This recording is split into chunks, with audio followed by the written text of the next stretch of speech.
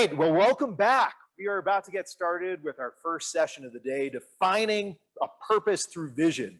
And in this session, you'll have to hear a little bit more from me. My name is Tom Lillig. I'm the board president of No Barriers. But you'll also get to learn from these world famous barrier breaker, Eric Weinmeier, and also a key part of our caregiver program, Rachel Davis. And through the extraordinary stories of Eric and Rachel, we hope that you will be able to define your vision and move closer to achieving your pledge goal. And ultimately, come to believe that what's within you is stronger than what's in your way. So we're going to take some time to think about that No Barriers pledge. We all made that when we came to the summit, when we signed on for the summit. And there is a pledge table over here. If you feel compelled, come over and write out your pledge on that pledge table. And for our thousands of folks online in the virtual summit, feel free to go to the pledge chat area and enter your pledge there. What we want to do is take some time to think about that No Barriers pledge and how vision can ultimately help you fulfill that pledge. It can drive you forward to fulfill that pledge. And if you've not created that pledge yet, no worries. You'll get some information that you need in this session so that you can develop one and ultimately move closer to defining that vision for yourself. You know, when I think about the No Barriers community and what we're trying to do with creating a community that embraces a vision as a core part, I think it's so important that we lean into each other and we learn from each other. And what I'm going to ask you to do is learn today from what I can share, but also from what Eric and Rachel are going to bring us. So the first question is, what is vision? Well, at No Barriers, vision is the very first element of the No Barriers life. We have 7 elements across the board, and it all starts with vision.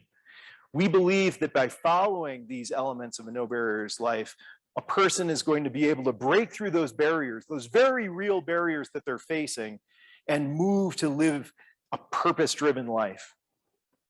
You know, we've had No Barriers for decades and decades. And in that time, we've served tens and thousands of participants. And in that time period, we've sort of tested things out. And, you know, with Eric and his team's help, we've created basically what amounts to this world-class test kitchen of having people work through a variety of elements and moving closer to living that No Barriers life.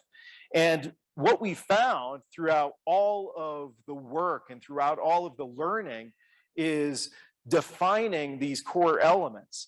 And these core elements all start with the all-important vision, right?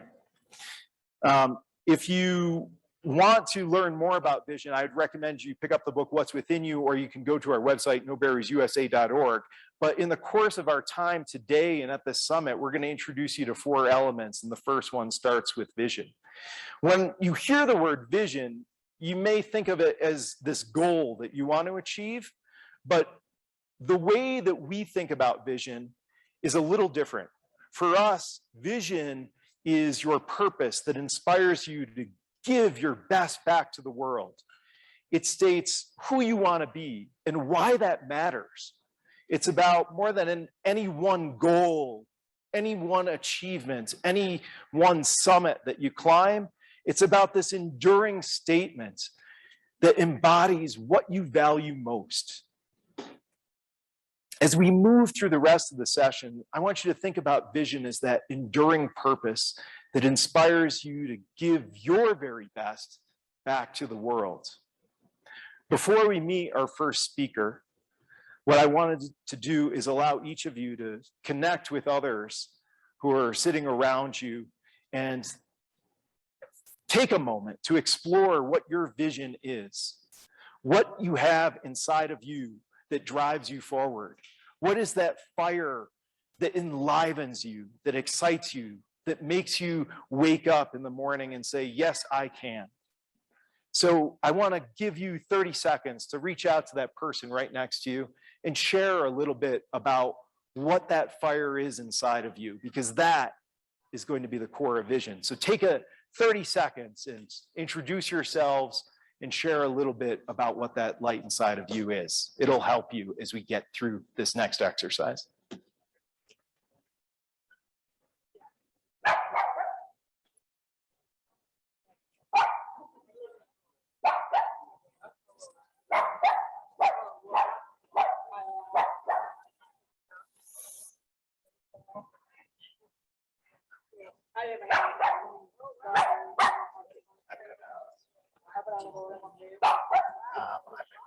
I have hit them. I'm gonna let them go for a minute.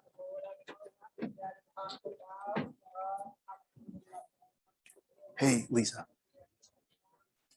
What? I can't hear you. Oh, I'm on. Oh, I'm sorry.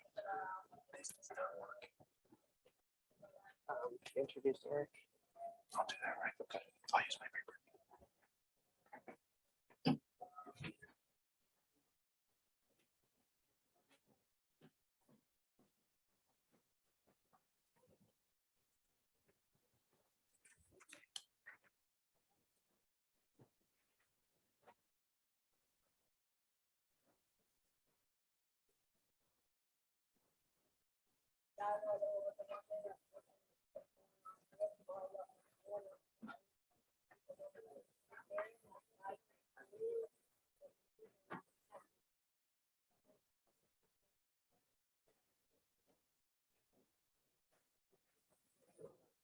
Well, I'm glad that you've been able to connect with your neighbor and started thinking about that fire inside of you.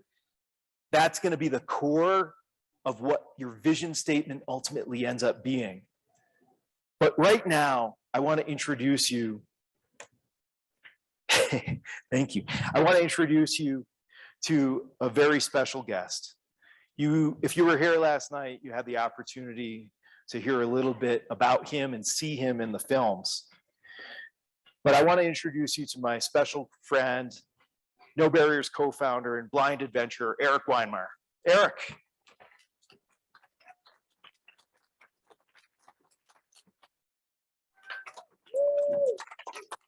Here you go. Yeah. Cool, man. Thank you. Thank you. We got a podium right here for you. Sweet.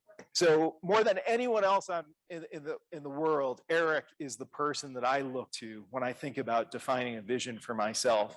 He has helped me through all of his example and through his writing with that. And I just am so glad to have him here for this session today. Thanks, Sweet. Eric. Thank you, Tom. Good job so far. What an awesome. My mic. There we go. What an awesome morning it's been. Thank you to all the speakers and performers today. It's just been so enlightening and beautiful and inspiring. So thank you, everyone, so far. Are you guys enjoying yourselves? Yeah, good. Awesome. I'd like to hear you out there. I appreciate that. Those stairs are kind of wobbly. I feel like I'm in the Kumbu ice fall getting up onto the stage. So vision. I learned a lot about vision when I started kayaking. Because when you're kayaking, any kayakers out there? Don't raise your hands. Yeah, okay, good. So you're on the surface and you're experiencing all this chaos, all this craziness, waves hitting you left and right, rocks, holes that are churning that grab you and suck you down and want to flip you. And it's very easy to be lulled into the idea that everything you're experiencing is happening on the surface. And really, though, what's happening is all that energy on the surface is being created from the very depths of the river, the very bottom of the river, all these currents that are at the very bottom that are flowing up and reacting to the surface. And so you think that you're on the surface, everything you're experiencing in that reality is right in the sliver of this awareness that you're experiencing at that very moment. But how often do we get a chance to really dive down into the depths, down into these deeper places of our psyche, of our soul, and really try to understand the source? What's inside of us? What are the cause and effects of what we bring forth into the world? And so I think it's really important to dive in and really try to understand what our vision is. What is at the source? And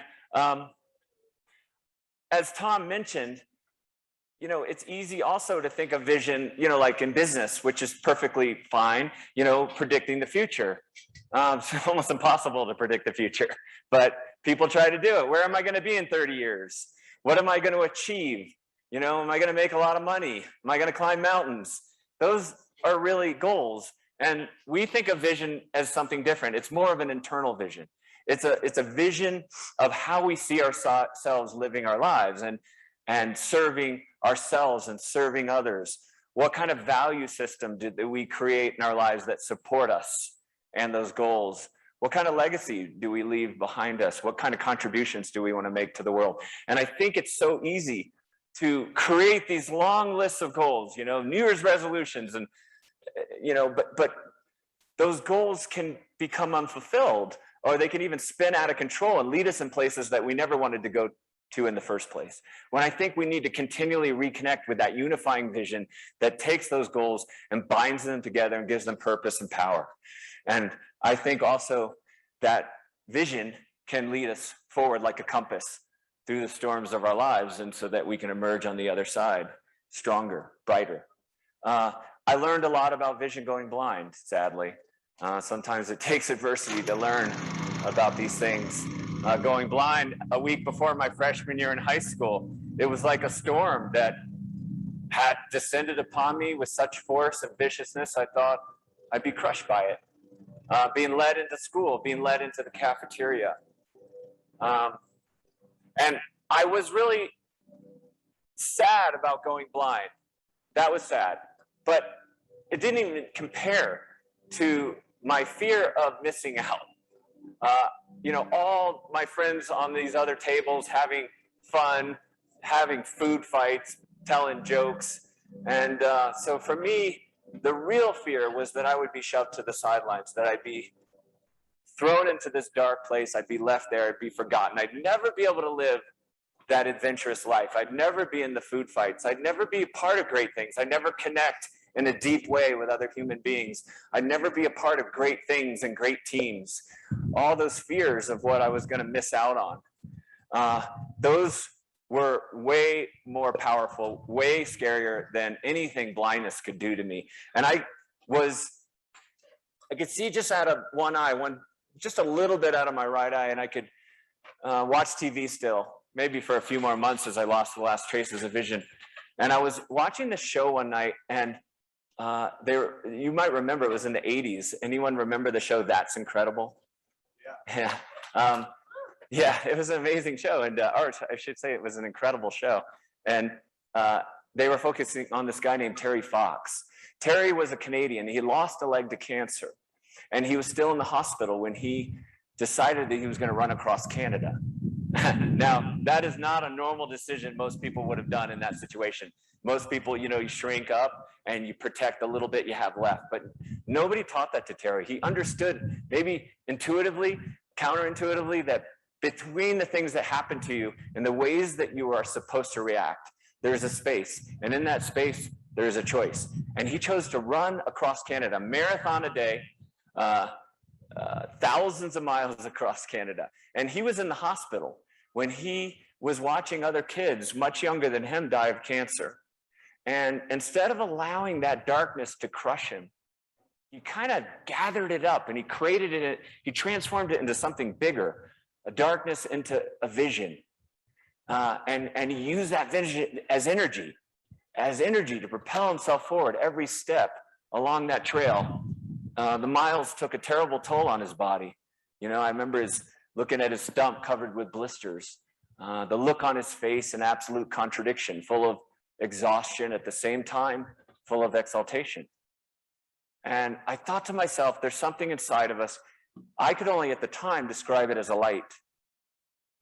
You could describe it as anything, the human spirit, a soul, whatever you want to call it. What is that deep down? I thought of it as a light that Terry seemed to use, that seemed to transcend his fragile human shell. And he seemed to be able to take those shortfalls, those failures, those struggles, and use them as a fuel source. The greater the challenge, the brighter that light just kept burning. And I hoped it existed in me. Because I had been doing what the world taught, which is to look out into the world and try to predict who would I be. But all I could see was a brick wall in front of me. I was in this prison that I couldn't break out of. But I realized that instead of looking out into the world and blaming and reacting and responding and attacking, what I needed to do was to turn inward into that light of Terry and commit to it, and commit to the values that spring from that light, and grow it and nurture it and kindle it and allow it to blaze into the world, to light my way forward, through that storm that you can't see. I can never see, but some of us want to be able to see, right?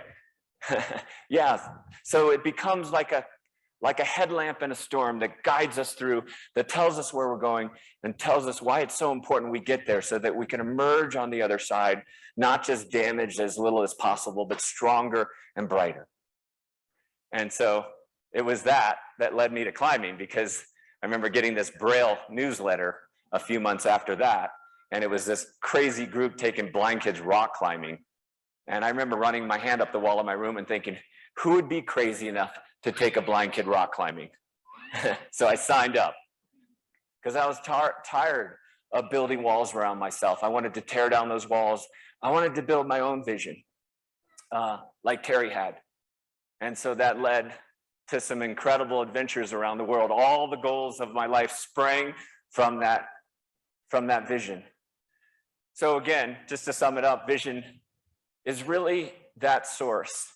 It's those values that we try to align with our goals, so that that light inside of us can blaze into the world, and we can become the person that we want to be. Not what we want to do, but who we want to be. And I've used it so many times in the mountains, when you're terrified and you want to quit, and you turn into that light, you lean into it. And I say, I am not just the hormones and the chemistry and all the fears and anxieties and doubts that are running through my mind right now, my brain. I am something bigger. I'm something deeper. And I want to strive for that. And I think we all have that ability to do that. Always have something to strive for. All right. Thank you so much, everyone. Right. Thank you, Eric.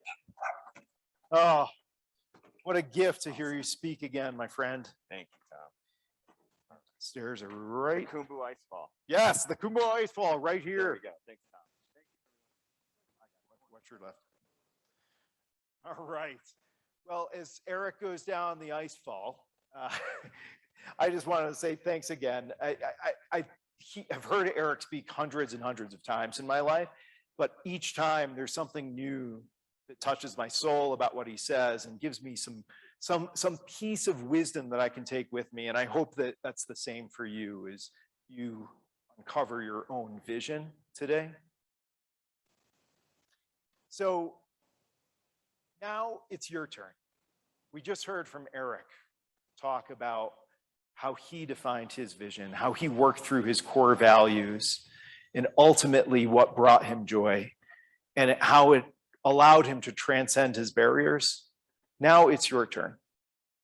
So before we talked about doing a little exercise where you connected with one another, about sharing that thing that lights that fire inside of you, ultimately what that was is an exercise in discovering what your joy is. What I'd like everyone to do now is to reflect on what their core values are. Eric talked a little bit about the importance of core values. And when I think about core values as its importance to this element, I think about the critical nature of all of us being able to find our fuel. We all are going to face barriers in our lives. And when we face those barriers, we're going to need that fuel to help us get through them. And that fuel will be a combination of those things that bring us joy, that are rooted in our core values. So we're going to do a little exercise here.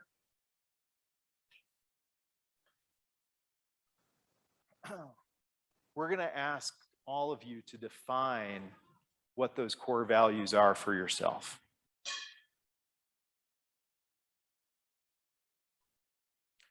When I think about the core values in my life, I think about connection.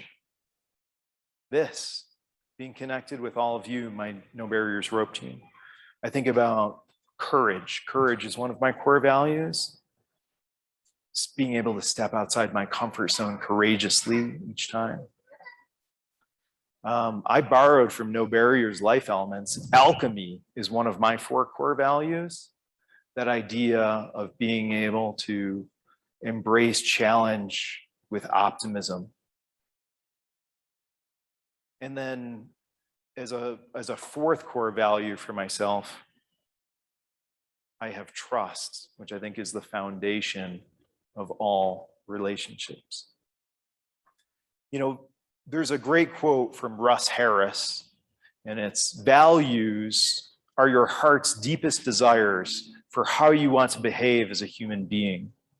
Values are not about what you want to get or achieve. They are about how you want to behave or act on an ongoing basis.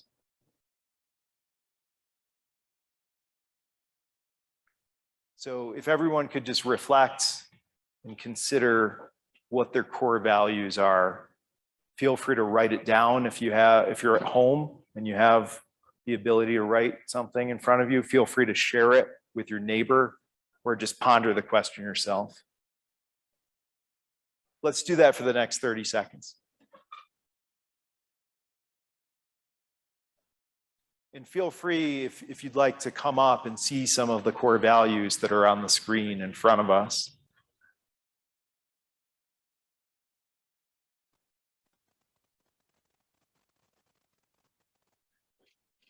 Hey, Jeff.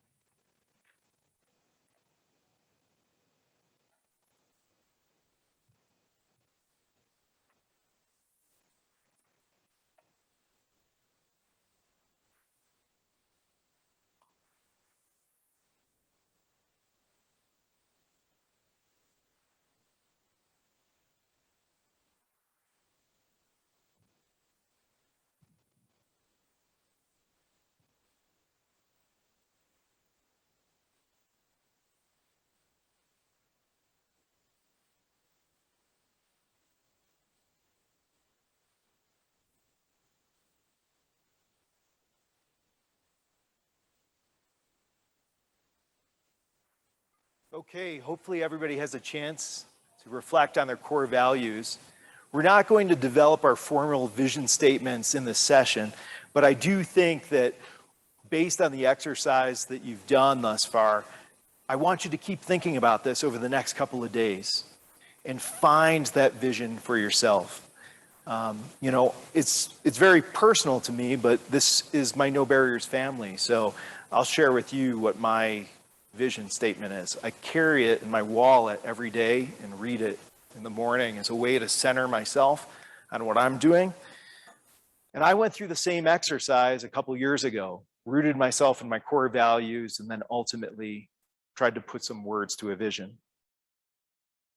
My vision, a force for good, a source of unabashed, overflowing, scream it from the mountaintops love for my family and friends, a fully present father and wildly supportive wings outfitter for my kids, a creator of the extraordinary who makes the most of each opportunity for the benefit of others and the world. That may mean nothing to you, but it means the world to me, and it's okay. It's all about how it feeds you and allows you to stay aligned on a vision with each step as you walk up your mountains. Before we get to introducing our next speaker, I wanted to share with you a little bit about what has inspired me about this particular session here.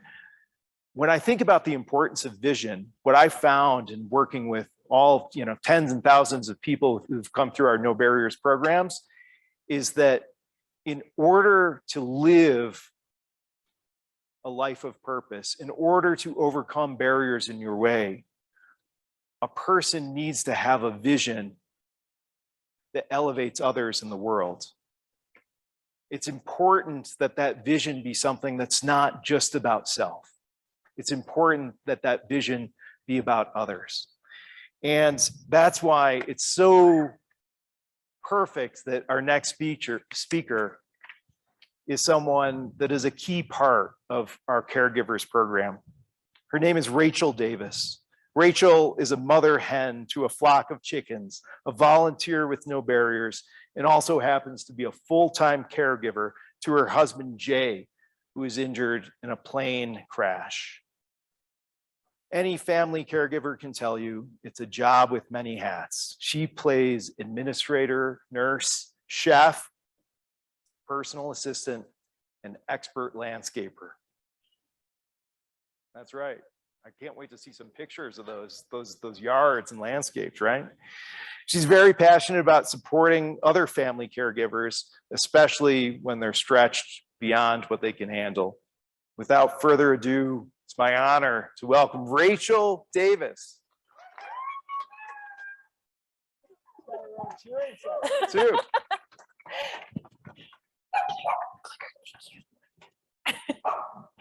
Well, I cannot believe that they are letting me be up here with people like Eric and Mandy Harvey, but here I am. So I want to tell you a little bit about why I'm so involved with the Caregivers program.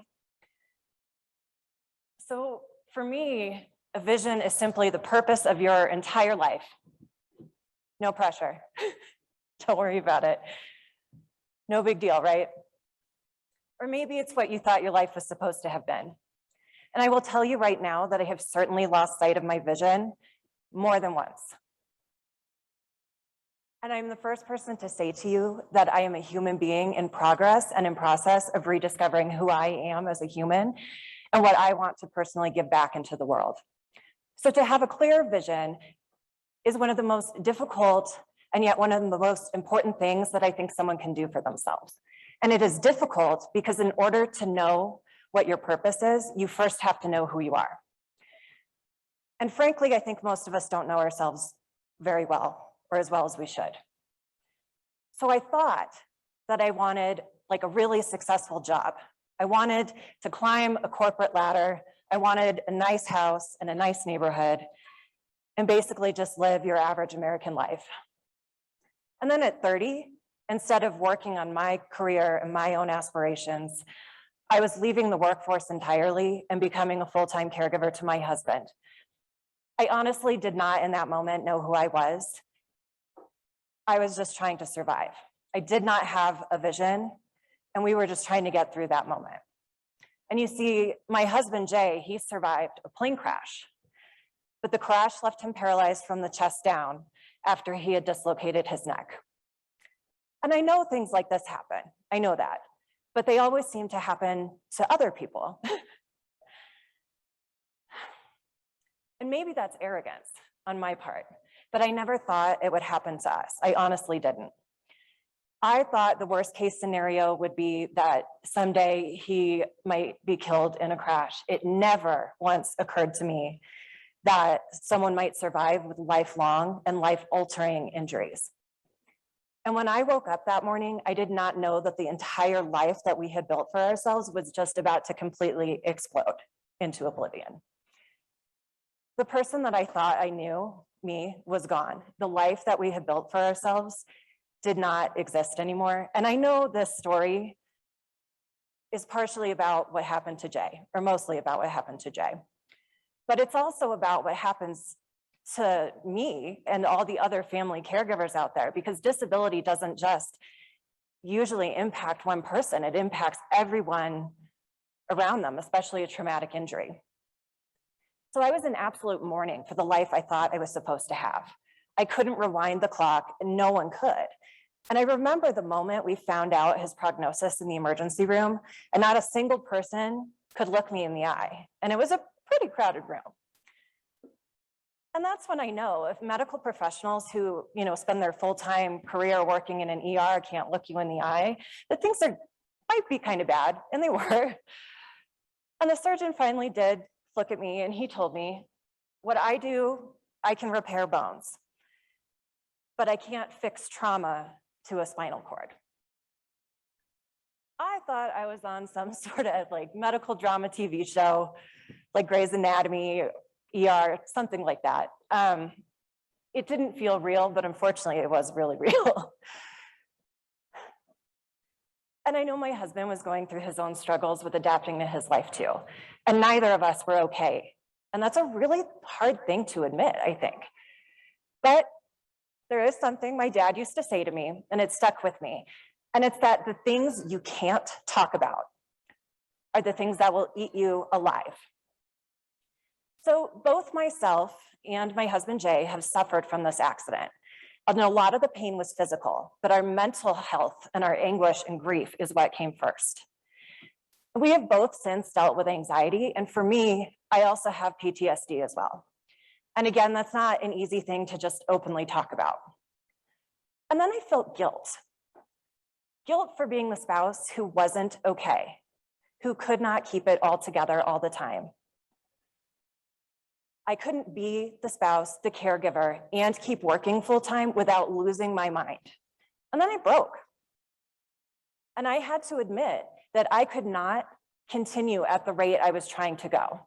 And I think that's something that a lot of folks can relate to, no matter what kind of life you're living, whether you're a caregiver, it doesn't matter. And my mental health at that time took a pretty dark turn. I couldn't see a way back for a while. And then the strangest thing happened to me. I started receiving emails from someone, I wasn't even sure how they got my email, from some woman I had never met named Heather Zocali. And for those of you who don't know, Heather Zocali is the head of our caregiver program here at No Barriers. So she started inviting me to all of these events for family caregivers, and man, was she persistent. And you know what, I'm so glad that she was. Because as it turns out, Heather had lived through some of the same trauma that I had experienced myself. And out of that trauma, she became passionate about helping other people who were like her. She started a nonprofit whose mission was just that.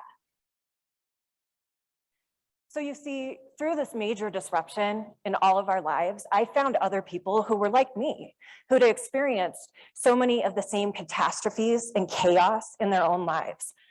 Other caregivers who were helping their spouses, their kids, their parents, their vets. And that's an infinity list. Everyone at some point will either be a caregiver, right? Or you will need to be cared for. Maybe both. So this is the reason I became a No Barriers volunteer, and I'm learning to be a caregiver retreat leader as well.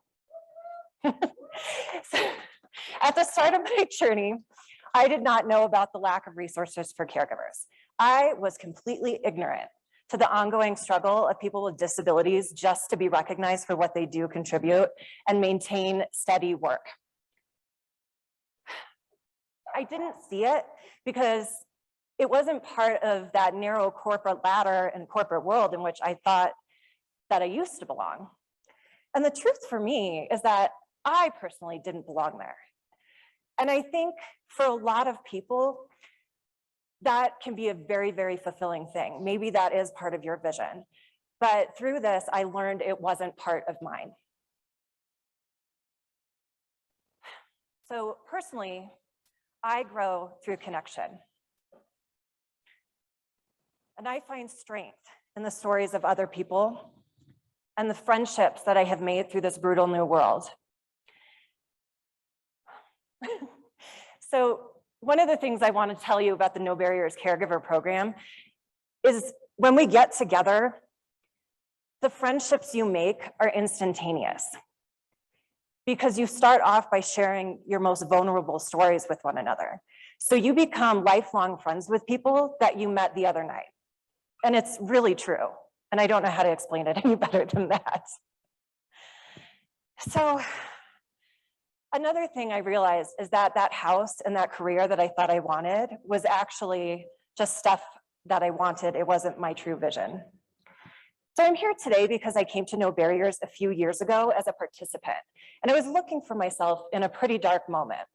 But I'm still here because I found something that was missing, and that something is me. And I realized I do have something to offer the world, and that's compassion. So I have compassion for the next family going through a trauma, for the next spouse who doesn't know where to turn when your world explodes. And that's what I have to offer. And I'm not exactly sure how I'm going to implement that vision in every part of my life yet. And I also think it's okay for us not to have it all together, because the point of vision is that we know what energy and what purpose we want to send into the world. And then we can start working towards that purpose in small steps and big steps and everything that comes in between. So vision is not about having a plan or a roadmap completely in place. It's about knowing where you want to go and how you want to live your life. So my vision for myself now is simply to be an advocate for myself or for the next person going through a family trauma, or who doesn't have a voice, or who can't speak up for themselves, and especially for the next family member who unexpectedly gets thrown into the world of caregiving. So whatever that means at the time, or whatever power that I personally have at the time, that is my vision, and it doesn't have to be yours, because that one's mine. So you can pick your own vision, but that one's mine. So thank you.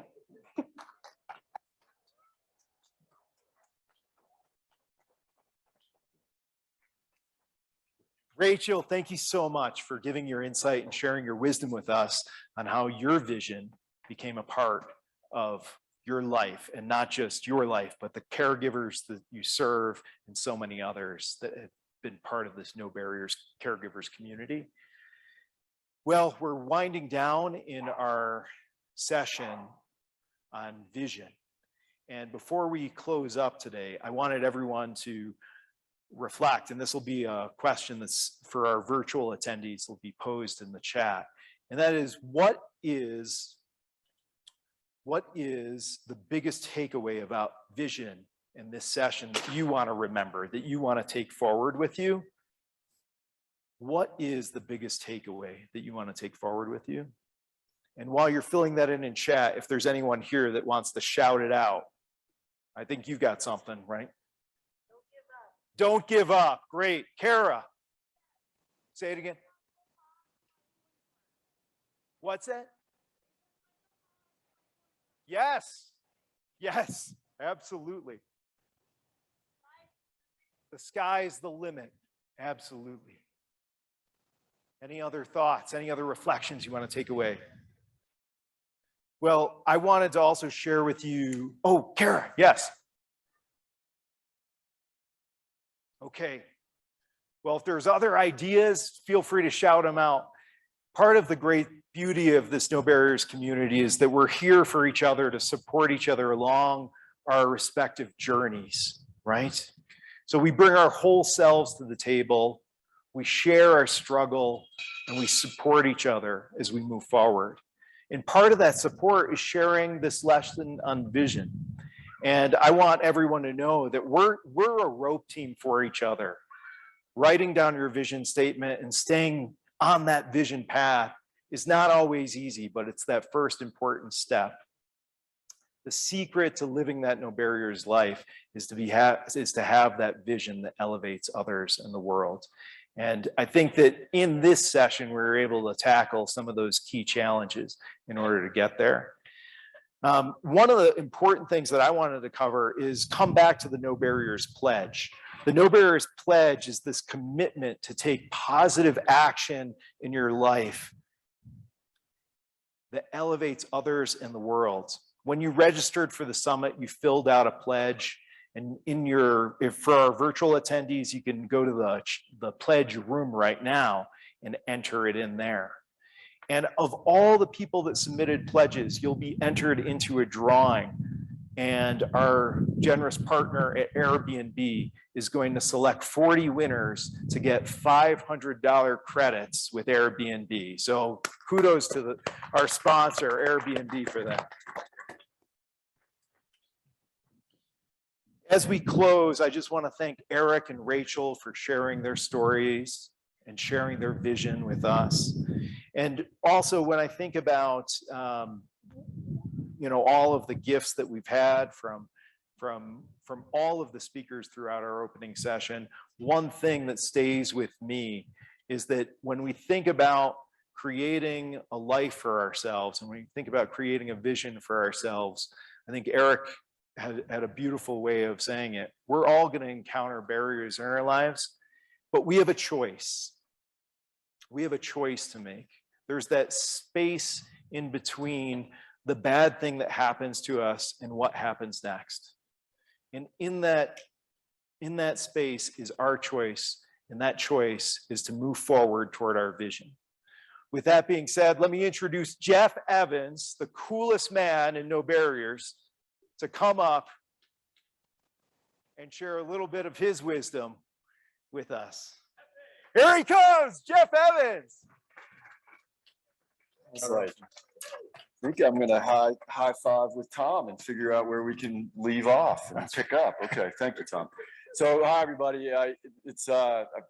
We were just talking backstage and trying to think of a natural segue for the people who are online versus the people who are currently here escaping the sun. So for those of you who are remote right now, sitting in your air-conditioned living rooms, kudos to you and congratulations. As you can see, all of us have now retreated to the small amount of slivered shade over here. So I just want to really just appreciate the whole event that's taken place here and the opportunity for everybody to come together, both virtually and in person. It's been an amazing experience. I'll just be quite transparent with you that, I've been brothers with Eric for close to 30 years now. Sadly, it's been that long, but every time that Eric's like, man, you got to come to the summit. It'll be great. You'll see. And I remember the first few, I'm like, okay, if you really want me to, I guess so. And I'll show up and I walk away 2-3 days later, heart full, eyes open, feeling a sense of community that I never could have imagined. And then I realized that what's happening here are people are walking the walk and not just talking about it. And I think it's a wonderful opportunity for us to listen to a lot of people talk, and we hear all these amazing stories. They're all so profound, and I cried another half dozen times this morning. That's all great, but all those are is words. They're just words, simply words, until we all depart from this place, both virtually and in person here. And we go back to our families, and we go back to our communities, and we go back to the people that we love. And then that's when It really happens. That's when you take the spirit of everything you've learned this weekend back and put it to action. So sorry, Lisa, I'm not reading the teleprompter. I'm going for it, if that's okay. So my job was just to come up here and just wrap things up. So do you want me to talk about these 7 elements, or did Tom talk about them? Did Tom talk about the 7 elements? Okay, so I'm just going to go ahead and go through all of Tom's slides here and make sure I'm not missing anything really important. Yeah, so there we go. Remarks about what we've seen and experienced so far. Turns out I just hit that. Good job. All right. Okay, this is what we need to do. We're going to wrap up the pledge, and I'll give you one more little anecdotal story about the pledge. For those of you who've been in Nepal before or experienced the Himalayan culture, perhaps you've even seen it. There are these things called prayer flags, right? It's very deep into the Buddhist culture, and the prayer flags are ubiquitous with, trekking and climbing throughout the Himalayas, which Eric and my boy Diedrich right there have done a lot of over the years. And when you're there, you feel them, you see them. And what's written on these prayer flags, for many of us, we just see all these pretty colors flapping in the wind. But what those are prayers that are written in Sanskrit. And those prayers, as the wind blows, they're blown up to the heavens and heard and manifested. And that it was the genesis of the pledge, is that when we write things down, we hold ourselves accountable. And then those pledges and the words that we put down are cast to the heavens and are heard. And then we walk that walk, making those pledges come true.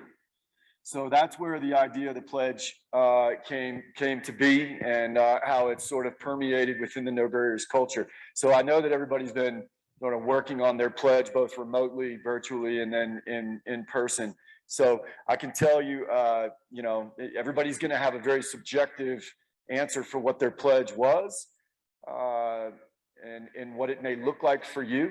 And I think that's the unique nature of being in a place like this, surrounded by so many people. But I will tell you that one thing that I'm walking away with, one thing that really always affects me when I come here, is that this event, these moments that we all share together, create an environment in my heart and in my place to be more present, to listen more, to hear more, to appreciate more of the people around me who are communicating with me, how to continue to elevate them up, not just listening and opening my ears, but opening everything that's connected to my ears.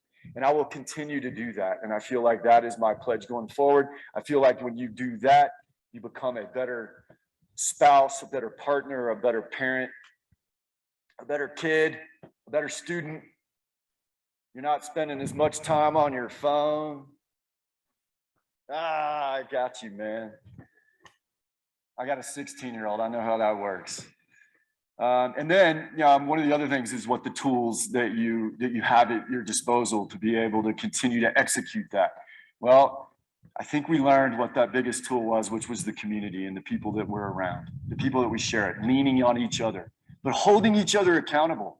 Once again, it's all words unless we hold ourselves accountable.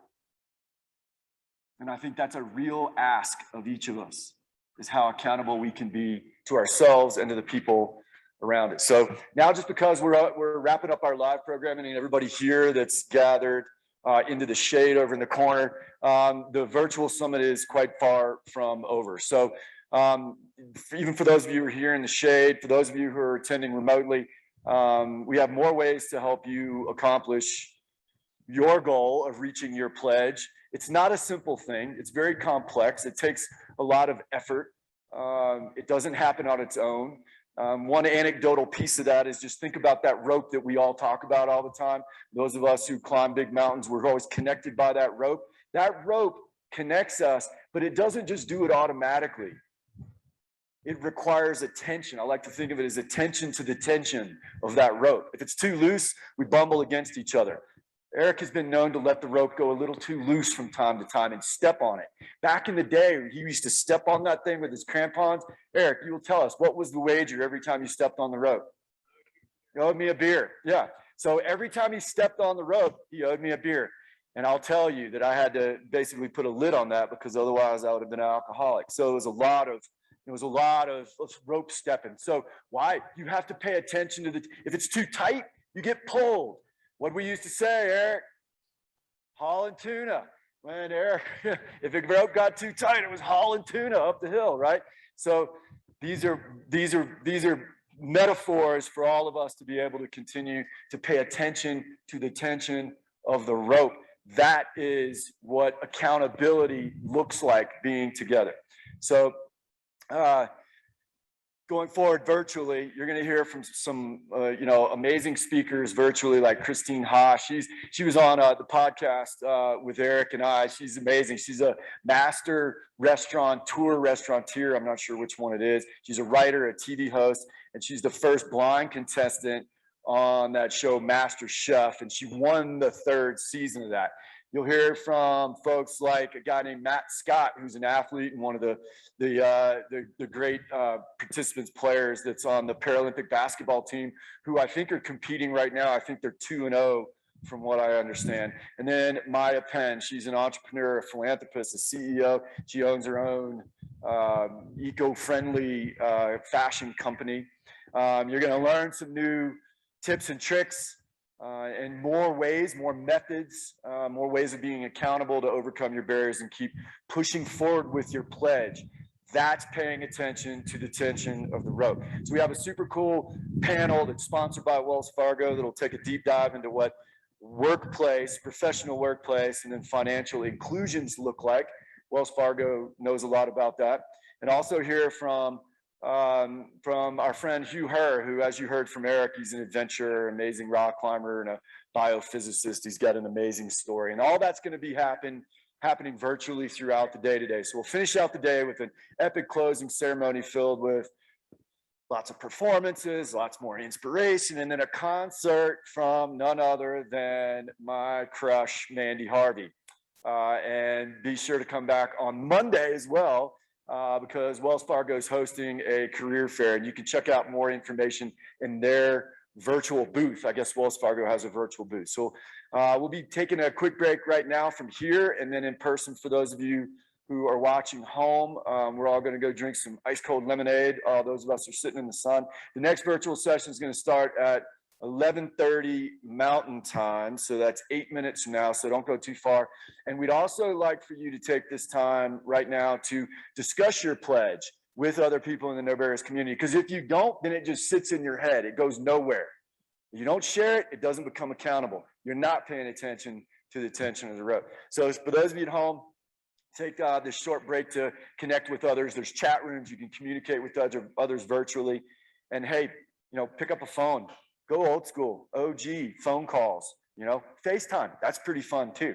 So from all you others that are all over the world and go to these water cooler breakout rooms in that virtual platform. So for those of you who are enduring the sun and the heat here in person, I encourage you to break out. Eric loves to hold virtual communication sessions.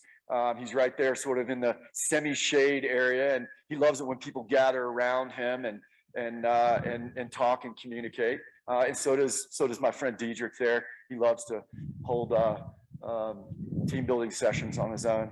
And I'll be happy to chat more. All jokes aside, this is what we do.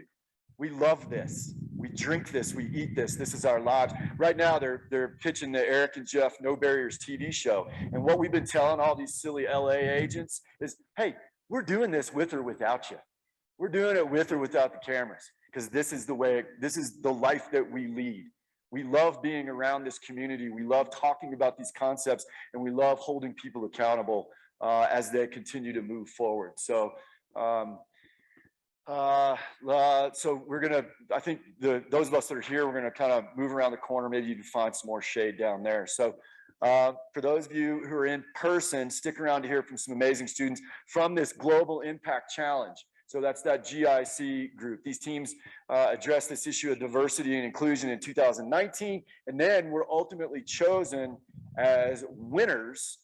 So stay tuned to hear from them about their amazing initiatives. So, hey, thank you for joining us.